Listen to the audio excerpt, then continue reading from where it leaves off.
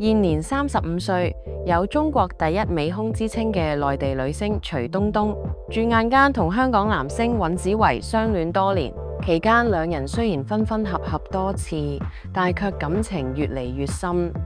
時間追溯到2018年啦，尹子維同徐冬冬因合作電影《合約男女》而擦出愛的火花。相戀後，尹子維更係多次喺其社交網上高調表白徐冬冬，令唔少網友直呼太甜。日前呢一對甜蜜嘅戀人對外宣布，佢哋將喺今年嘅2月份喺哈爾濱舉辦盛大嘅婚宴。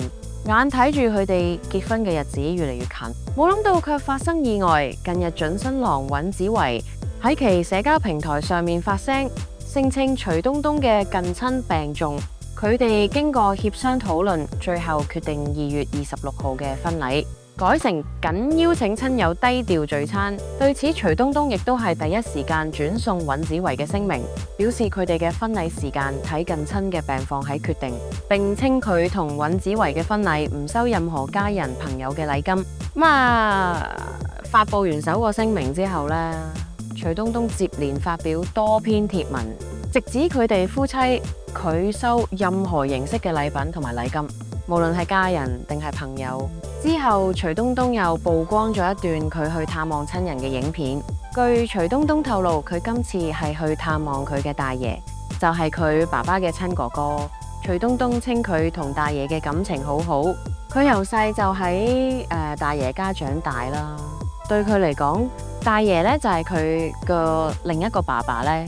從徐冬冬嘅文字可見，徐冬冬同大爺嘅感情好深。相信佢口中所講嘅親人病重，有可能就係佢嘅大爺。此外，徐冬冬仲透露佢同尹子維嘅婚禮將會贈送佢代言嘅飲料俾粉絲們。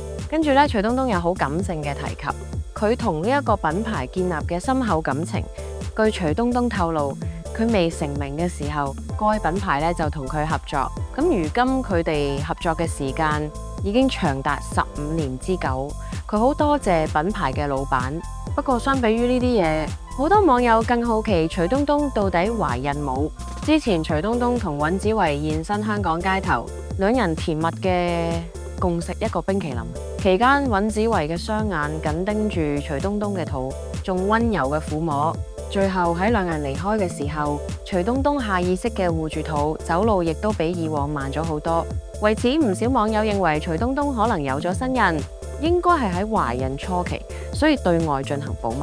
畢竟圈中一直流傳懷孕未到3個月唔能夠對外講。對於呢一對即將步入婚姻殿堂嘅新人嚟講，唔少網友紛紛祝福佢哋，更稱尹子維多年嘅心願終於要實現。